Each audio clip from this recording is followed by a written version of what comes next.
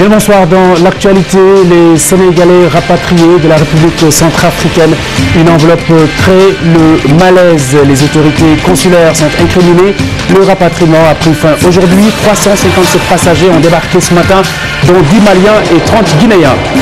Office national anticorruption, le chef de l'État a nommé les membres de la structure dont la mission est de veiller à la transparence dans la gestion des affaires publiques. Le Parti démocratique sénégalais réaffirme sa désapprobation du report des élections locales. Le PDS a pris part à une rencontre entre ministère de l'Intérieur et partis politiques. C'était autour de la réforme du code électoral et de la révision exceptionnelle des listes. L'ultimatum des étudiants de l'UCAD à l'État du Sénégal, ils exigent dans les 48 heures l'évacuation à l'étranger dans des leurs blessés lors d'affrontements avec les forces de police. L'invité de l'entretien éclair de cette édition, le docteur Pape Malik Diop, cadre de l'AFP et maire du Point E. Nous abordons l'actualité de son parti et celle bien entendu du Sénégal.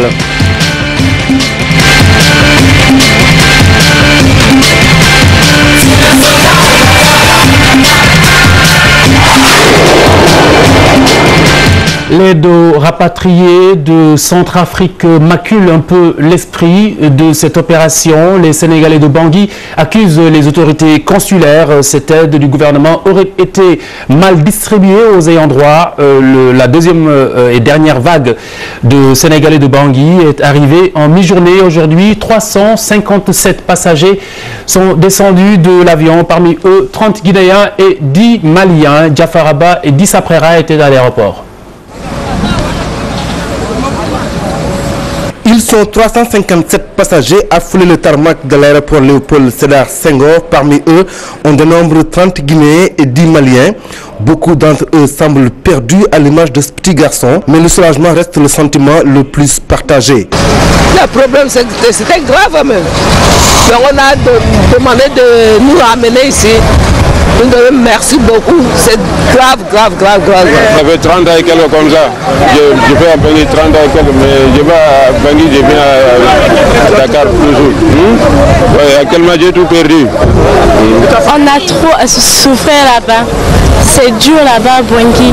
Et en plus, à chaque fois, on s'enfuit, on part dans les quartiers, n'importe comment. Et ici à l'aéroport, on ne dort pas bien.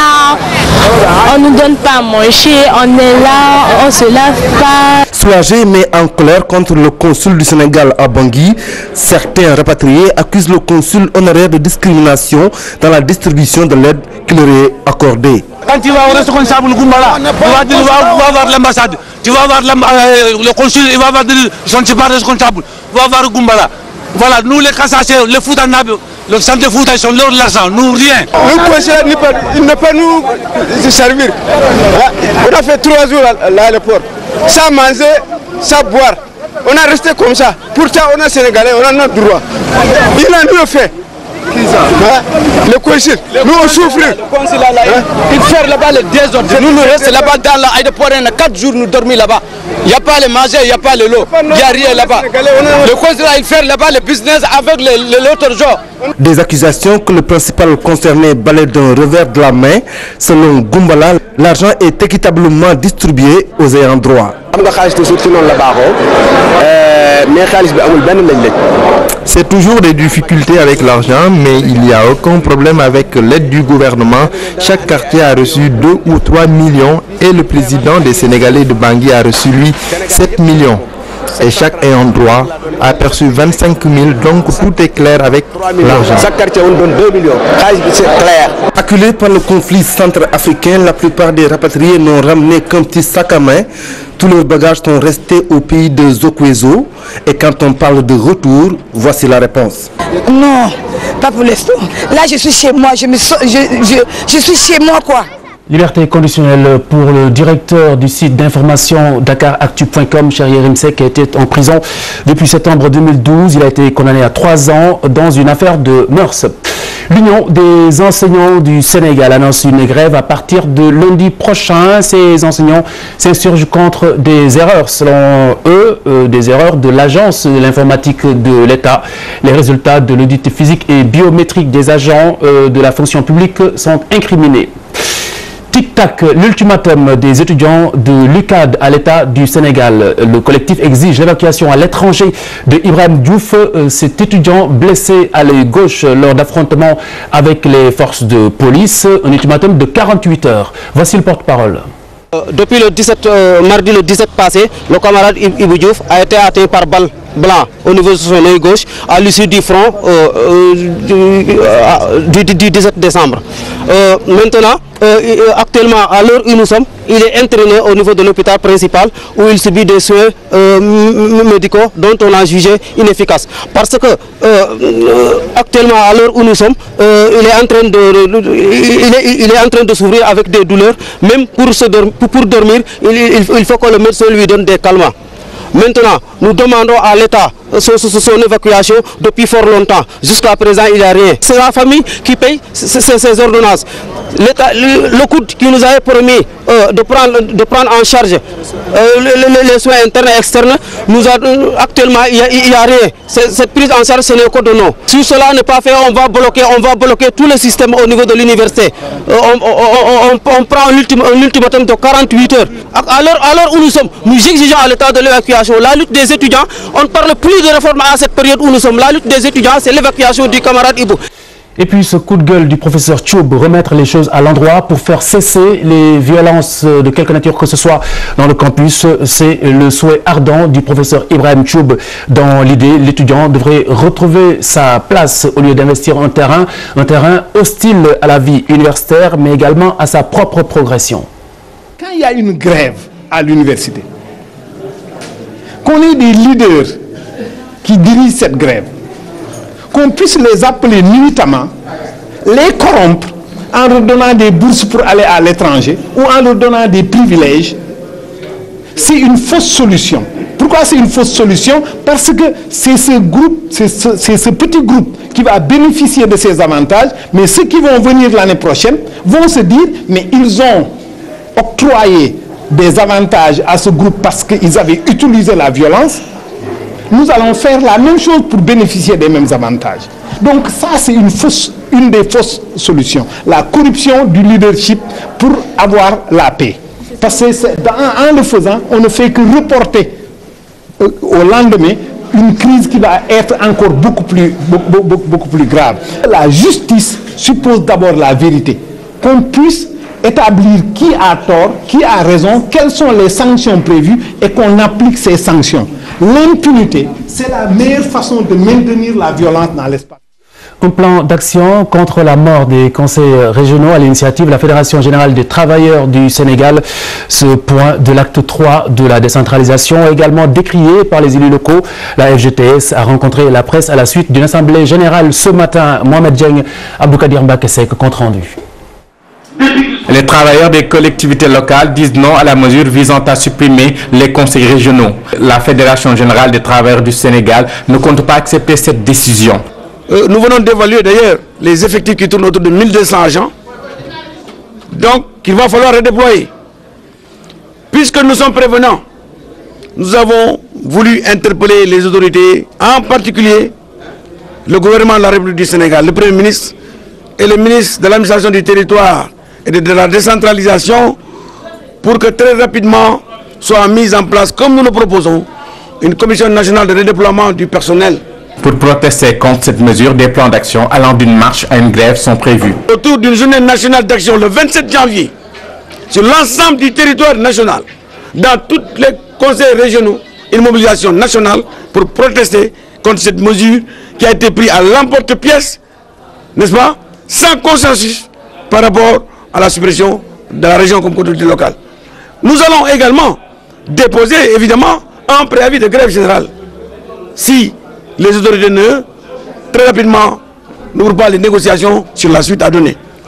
Et comme vous le savez, la phase ultime, c'est une marche nationale le 23, je pense que c'est le 13 février à Dakar, où l'ensemble des régions vont descendre à Dakar. Nous allons quitter les jets d'eau pour marcher sur le ministère des collectivités locales, avec un sitting, pour que véritablement on puisse régler définitivement ce problème. Si tout cela ne suffit pas, évidemment, l'arme fatale, c'est la grève générale. Ces syndicalistes proposent un dialogue pour trouver un consensus avec la tutelle. Pour eux, ces réformes vont fragiliser les collectivités locales. C'est officiel, les membres de l'OFNAC, l'Office national anticorruption, sont connus. La mission de l'OFNAC est de veiller à la transparence dans la gestion des affaires publiques. Voici le récit de Chérif Dia qui nous en dit un peu plus. Maintenant tous connus. Eux, ce sont les membres de l'Office national de la lutte contre la corruption et la fraude chargés de traquer les adeptes de la malgouvernance. Depuis sa création par le président Macky Sall, l'OFNAC peinait à fonctionner correctement à cause d'un manque de moyens. En plus, seule sa présidente Nafingom Keïta et le vice-président Ibrahima Keïta composaient l'équipe devant diriger cet organe. Ils sont désormais rejoints par le commissaire Kodembeng, ancien directeur général de la police. Amadou Nia, ancien ministre du Commerce sous Abdoulaye Wade, fait également partie de l'équipe, tout comme Aïssatou Ndiaye, elle aussi ancien ministre dans le régime de Abdou Diouf.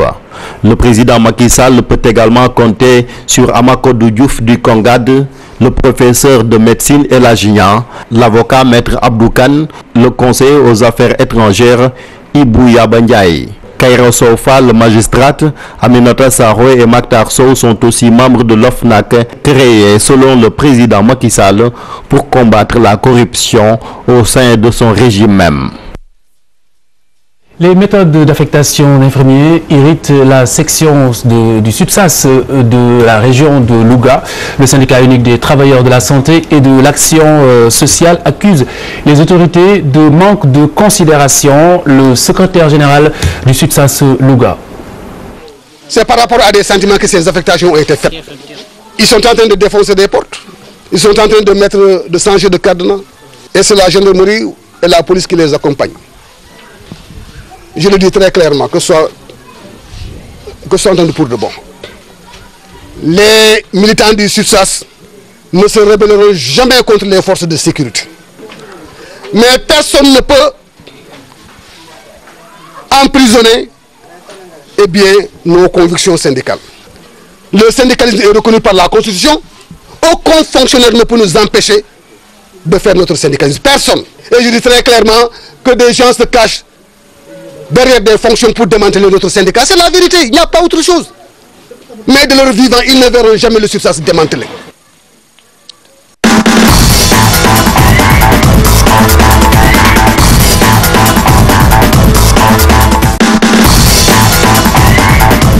Les sports, bonsoir. Bonsoir Khalifa, on parle de football avec cette troisième journée de Ligue 1 qui a démarré ce soir, cet après-midi au stade Demba Diop, 2 matchs au programme. Niaritali contre Sunéor et les Galactiques de NGB ont été battus par Sunéor 2-0, leur première victoire donc pour cette saison. US Ouakam contre Olympique de Ngor, nous serons certainement en ligne d'ici la fin de cette édition avec notre reporter Abdou Aziz Khan pour connaître le résultat finale de cette rencontre. Alors, en derby, les Bourgs, on l'avait déjà dit hier, Ouakam contre Olympique de Ngor. Le président des Olympiens relativise le départ poussif de son équipe, Rémi Juteau, qui s'attend à de meilleures performances avec notamment l'entrée en piste des nouvelles recrues, mais également parle des pelouses synthétiques installées donc au stade de Ngor. Nous l'écoutons au micro de Cher Sali Boudiara. De le redire, mais c'est vrai que pour nous, c'est le maintenir. Pourquoi je dis se maintenir? Parce qu'il ne faut pas oublier qu'on joue, on est la seule équipe maintenant qui joue sur un terrain latéritique.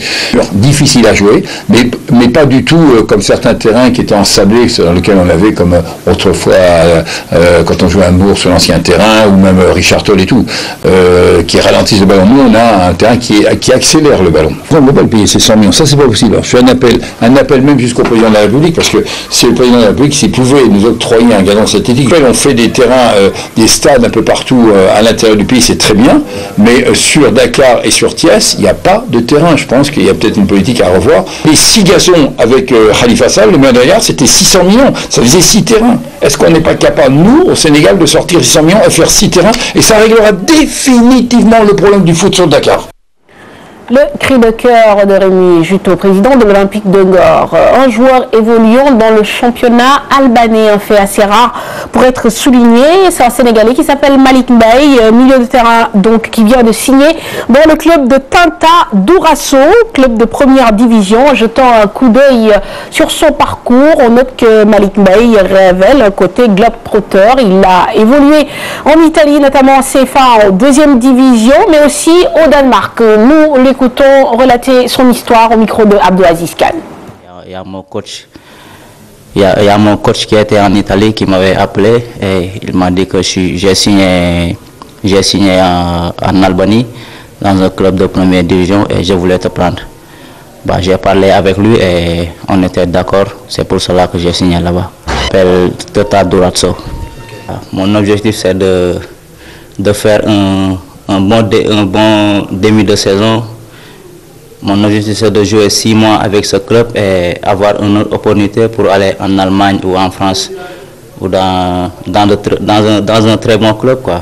Et le plus important pour moi c'est de travailler dur et de se donner à fond, d'être toujours à 100% et de jouer avec mes propres qualités et avec le temps on verra, quoi. Un jeune en Albanie, un vétéran qui confirme en Grèce. 2013 restera une année faste pour Henri Camara. L'international sénégalais vient d'être désigné meilleur joueur de son club, le FC Panathinaikos. Le joueur de 36 ans a également reçu le trophée du plus beau but marqué en Super League cette semaine. Nous revenons chez nous, je vous le disais, nous sommes en ligne avec Abdou Aziz Khan qui a assisté au derby Lebo entre l'US Ouakam et l'Olympique de Ngor. Abdou Aziz Khan, bonsoir. Bonsoir, Mme Fatou Ndoye. Alors, que peut-on retenir? Certainement les résultats d'abord. Oui, bon, le résultat, on peut dire, il faut dire que le derby ngorois, le derby Lébou, pardon, entre l'Union sportive de Ouakam et l'Olympique de Ngor a accouché de match nul, 0 but partout. Il n'y a pas eu de but ce soir. Et à la différence de l'année dernière où l'Olympique de Ngor avait pris le dessus à l'aller comme au retour sur Ouakam. Aujourd'hui, on a assisté à un match nul et vierge de 0 but partout. Il faut dire qu'on a assisté à une deuxième mi-temps qui a été plus enthousiaste que la première parce qu'il y a eu beaucoup plus d'occasions, il y a eu beaucoup plus de rythme, il y a eu beaucoup plus d'engagement de la part des deux équipes, mais les filets n'ont pas tremblé ce soir au stade Demba Diop. Il faut aussi retenir, Mme Fatou Ndoye, que la première rencontre qui opposait Niary Tally à Sinéor a été gagnée par Sinéor, le promu qui est venu ici à Demba Diop pour battre Niary Tally sur le score de 2 buts à 0. La première victoire des Diourbellois cette saison en Ligue 1 après leur match nul face à Yego lors de la deuxième journée et leur défaite lors de la première journée face au Casa Sport. Par contre, pour Niary Tally, c'est une deuxième défaite d'affilée après celle subie lors de la deuxième journée face à l'Olympique de Ngor. Et pourtant, Niary Tally avait bien débuté le championnat en dominant d'entrée la Linguère de Saint-Louis. Donc voilà ce qu'on peut retenir ici au stade Demba Diop, c'est que le derby Lébou entre l'Union sportive de Ouakam et l'Olympique de Ngor a accouché de match nul 0 but partout. Merci Abdou Aziz Khan. Les images dans nos prochaines éditions. Avec vous, nous restons pour parler de l'ASCTFS, championne de la zone 1A de Mbour après sa victoire devant Kayafi 1-0. Une finale disputée au stade Caroline Faye sous les yeux de la marraine Sira Ndiaye, députée à l'hémicycle, et Karambot, international sénégalais. Les images tout de suite. La finale de la zone A de Mbour a livré son verdict avec l'ASCTFS qui a remporté la coupe après sa victoire devant Kayafi sur le score étriqué de 1-0. Une finale qui s'est disputée sous les yeux de l'international sénégalais Karambot. C'est normal, de toute façon, moi, à tous les jours, j'essaie d'améliorer les choses. Après, en ce qui concerne l'équipe, c'est normal. L'objectif, c'est de passer les 16e de finale parce que l'année passée, on a été éliminé en 16e de finale. Donc, il faut essayer de passer sur l'objectif de l'équipe après d'essayer d'aller le plus vite possible. Donc c'est important, on a fait un bon match, tout le monde le sait ça, mais il faut continuer et essayer de se concentrer sur essayer de se qualifier du moins pour la CAN 2015. Marraine de la finale, la députée Sira Ndiaye a tenu à exprimer sa satisfaction. Je voudrais tout d'abord remercier le président de la zone qui a voulu porter ma modeste personne comme marraine pour cette finale de la zone 1. Donc remercier toute la population de Mbour, mais surtout la jeunesse. Remercier aussi mes collègues députés qui sont venus nombreux aujourd'hui, rehaussés par leur présence cette belle manifestation. Je suis très satisfaite de l'organisation. Comme vous le savez, tout le monde est sorti, tout Mbour est aujourd'hui dans ce stade pour suivre ensemble ce match match qui oppose deux grandes ASC de Mbour. Donc nous remercions tout le monde, mais je voudrais juste lancer un appel à la jeunesse pour qu'ils sachent qu'ils sont une jeune, ils doivent être une jeunesse responsable, une jeunesse qui joue au football dans le fer et dans la non-violence. La finale s'est disputée dans le nouveau joyau mbourois, le stade Caroline Faye, avec un public qui a fait monter les décibels pour une ambiance de folie. Voilà pour l'actualité sportive de ce vendredi. Excellent week-end, Khalifa. Merci, Mme Fatoumé. Bon week-end. Avant d'installer l'invité de cette édition, le docteur Pape Malick Diop de l'AFP. Retour sur la rencontre entre partis politiques et ministère de l'Intérieur. C'était aujourd'hui. Le Parti démocratique sénégalais a réitéré à l'occasion son exigence du respect du calendrier républicain. Le PDS qui s'oppose au report des locales au 29 juin prochain. La réforme du code électoral, mais également la révision exceptionnelle des listes. C'est un sujet de Mardieng et Ibrahim Kamara. À 6 mois des prochaines élections locales, le ministre de l'Intérieur rencontre les partis politiques pour échanger sur la révision du code électoral, mais aussi des nouvelles réformes prévues par l'acte 3 de la décentralisation. Une prise de contact avec les partis politiques légalement constitués et les membres de la société civile, mais surtout aussi lancer nos travaux de révision du code électoral. Vous savez que récemment, on a eu à prendre un certain nombre de décisions qui concernent la vie des collectivités locales en général, notamment l'acte 3 de la décentralisation. Le Parti démocratique sénégalais, représenté par le député Modou Diagne Fada, met en cause leur implication dans ces décisions. On n'avait pas participé à ces concertations-là parce qu'on voulait se servir de nous comme caution, bien faire valoir pour reporter les élections locales. Avant même cette concertation, déjà le Premier ministre avait annoncé à travers les ondes de RFI que les élections locales allaient être reportées au mois de juin. Donc on ne voulait pas participer à ces concertations autour du président de la République pour qu'on nous dise vous êtes quand même d'accord sur le report des élections. Et jusqu'à présent, je le réaffirme, le PDS maintient son opposition au report des élections. Le ministre précise tout de même que les partis politiques ont été bel et bien impliqués dès le début. Je le regrette, c'est que nous n'avons en aucune façon justement travaillé sans concertation avec les gens. Ce qui s'est passé, c'est qu'il y a une réflexion qui a présidé tout ça, ce qui est normal parce que c'est une affaire de techniciens d'abord. Et lorsque les conclusions nous ont été données, nous les avons soumis sanctions justement de toutes les partis et en même temps de tous les partis politiques et autres personnes, disons, ressources au Sénégal. Une révision exceptionnelle des listes électorales est aussi prévue à partir du 16 janvier 2014 pour permettre aux jeunes qui atteindront l'âge de voter d'avoir la possibilité de s'inscrire sur les listes électorales. Avec moi sur ce plateau, le docteur Pape Malick Diop, il est le maire du Point E, également porte-parole de l'Alliance des forces de progrès, l'AFP. Docteur, bonsoir. Bonsoir. L'AFP, membre de Benno Bokk Yakaar également. D'abord, quelques morceaux choisis de l'actualité nationale. L'OFNAC, on connaît désormais la composition. Alors, est-ce que vous êtes optimiste quant à la mission qui a été assignée à cette structure? Oui, tout d'abord, je commencerai par souhaiter les meilleurs vœux de bonnes années à toute la population sénégalaise, mais également à vous et tout le groupe Futur Média. Merci. Beaucoup d'espoir, parce que vous savez, dans le cadre de la transparence, nous avons beaucoup travaillé sur les assises lors des assises nationales, au niveau des conclusions des assises nationales, pour qu'il y ait quand même des institutions, pour qu'il y ait des structures qui puissent recadrer, qui puissent encadrer, qui puissent suivre, qui puissent également travailler à ce que les choses se passent de manière transparente. Il a été mis en place l'OFNAC avec des membres éminents qui aujourd'hui ont été choisis sur la base d'un parcours qu'ils ont effectué. Et ce parcours-là nous permet d'espérer. Vous savez, quand on met en place une structure, moi, en tout cas, moi je suis très prudent dans le cadre des structures pour dire que les structures mises en place, on les attend au résultat.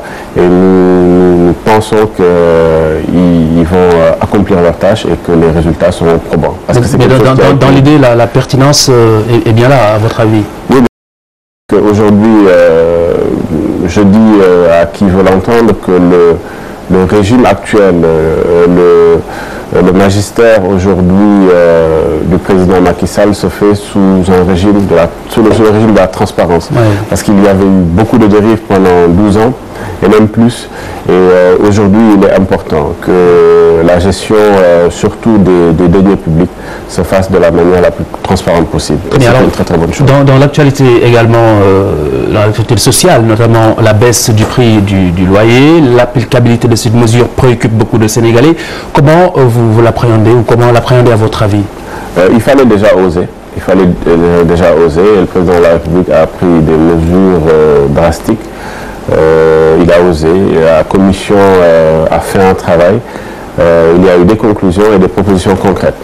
Ces propositions concrètes, ce qui est intéressant dans ces propositions, vous voyez les tranches qui ont été retenues avec 29% pour les logements sociaux, parce que quand on prend l'architecture aujourd'hui du Sénégal et des loyers, la majeure partie des Sénégalaises et des Sénégalais sont dans les logements sociaux. Alors l'audace est une chose, après la préoccupation principale, c'est l'applicabilité. C'est là le sens de ma question. Je trouve que c'est pas compliqué, parce qu'aujourd'hui, on est dans une phase où on demande aux citoyens de se mettre aux normes. C'est pour ça que je dis il était important pour beaucoup de citoyens d'inscrire, après avoir retenu ensemble des contrats, d'inscrire ce contrat au niveau des impôts et domaines. Ce qui assujettit, après dépôt, les concernés à une taxe annuelle de 5% annuel. Et ça, bon, il y a beaucoup de Sénégalaises et de Sénégalais qui n'inscrivaient pas ces contrats-là. Ceci pose problème. Donc, à partir de maintenant, on sait que tout le monde va régulariser. Ça vient régler un autre problème qui n'a pas forcément quelque chose à voir. Ça règle non, c'est pas que ça n'a rien à voir, mais un citoyen est tenu dans le cadre d'un contrat qu'il a entre bailleur et locataire, que ce contrat soit enregistré pour que l'État sache que voilà, ce contrat a été enregistré et que mensuellement la personne paye telle ou telle rémunération. Et sur cette base-là maintenant, à partir de ça, on clarifie, on précise que tous ceux qui ont été enregistrés légalement aujourd'hui sont obligés de suivre la règle, à savoir, s'ils sont dans le cadre de ces logements sociaux, que ces 29% soient appliqués. Très bien, alors l'autre morceau choisi, c'est la crise universitaire de l'heure, entre le refus de nouvelles réformes et des menaces. Vous avez entendu au cours du journal le professeur Tube qui parle de fausses solutions, allusion à des privilèges. Est-ce que vous partagez son avis?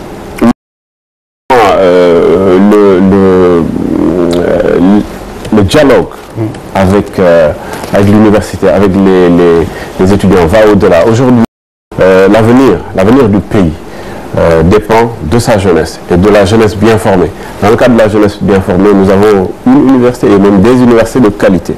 Et il est important, au-delà de ce qui s'est passé, à savoir les concertations nationales sur l'avenir de l'enseignement supérieur, avec les 78 propositions, recommandations, il est important que les gens puissent revoir les choses, s'asseoir autour d'une table et trouver des solutions consensuelles.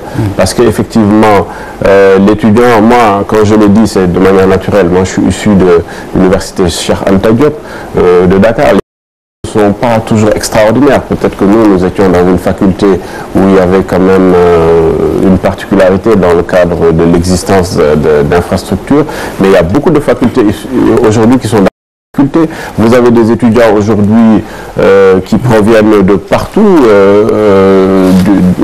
dans les fonds du Sénégal, et qui, même si on pense que les augmentations ne sont pas substantielles, qui parfois effectivement ont des difficultés à pouvoir payer ces augmentations. Mais je pense que le président de la République a fait un appel pour qu'il y ait quand même cette conférence d'harmonisation, pour que tout le monde soit au même niveau d'information et un consensus global soit trouvé, pour qu'une bonne fois pour toutes, l'université soit un creuset du savoir et que pour que les étudiants puissent être dans de très très bonnes conditions. Alors docteur, en politique, les libéraux qui remettent sur le tapis le non-respect du calendrier républicain au sujet du report des locales, est-ce que vous leur accordez du crédit là-dessus?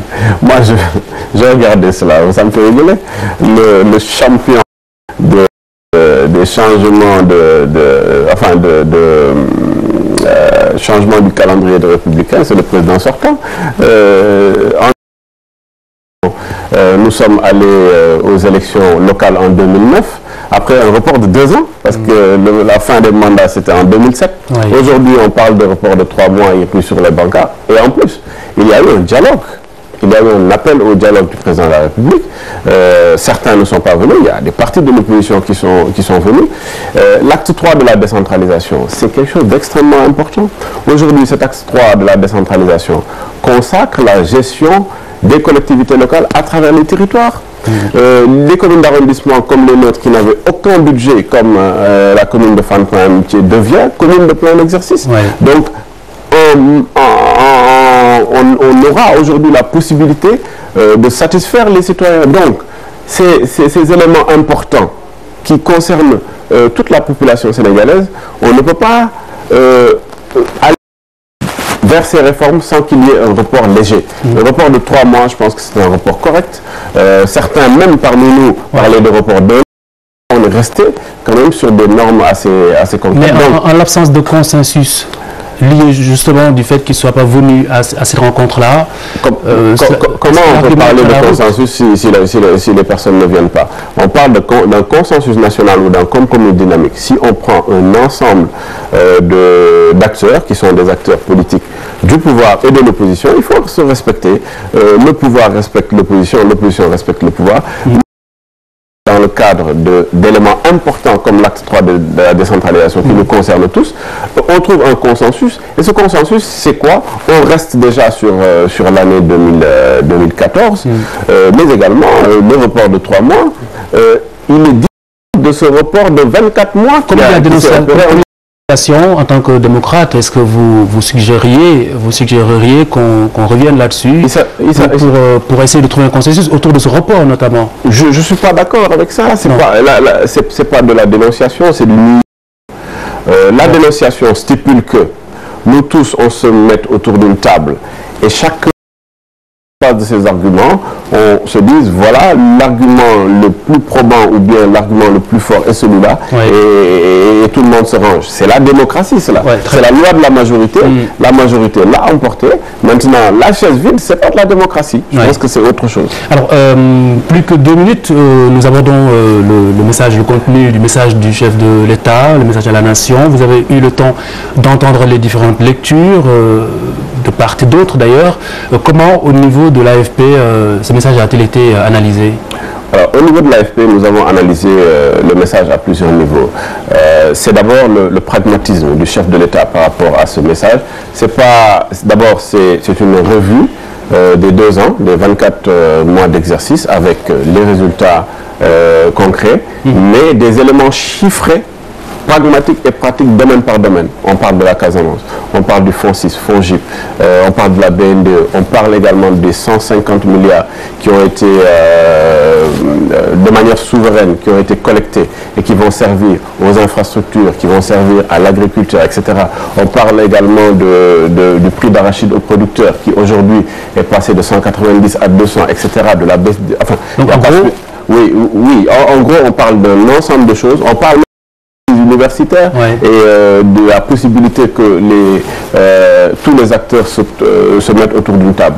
Il est important, quand un chef de l'État s'adresse à la nation, que ce chef de l'État sache que 12 mois plus tard, il va s'adresser à la nation. Ce qui est important, c'est qu'il a parlé d'éléments chiffrés, clairs, et qu'au bout de 12 mois, il pourra s'adresser encore à la nation pour dire que par rapport à tout ce qui a été dit, voici ce qui a été fait, voici ce qui a manqué, voici les perspectives pour l'année prochaine. Alors, docteur, l'actualité de votre formation politique tourne autour de votre leader, Moustapha Agnès, par ailleurs président de l'Assemblée nationale. Alors, comment se porte-t-il? Alors, Moustapha Agnès, le président Moustapha Agnès se porte très très bien. Il était en dehors du territoire. Je l'ai dit tout à l'heure. Pour des raisons médicales? Je vous précise, je l'ai dit tout à l'heure, que le président, depuis l'âge de 27 ans, n'a quasiment jamais pris de congé.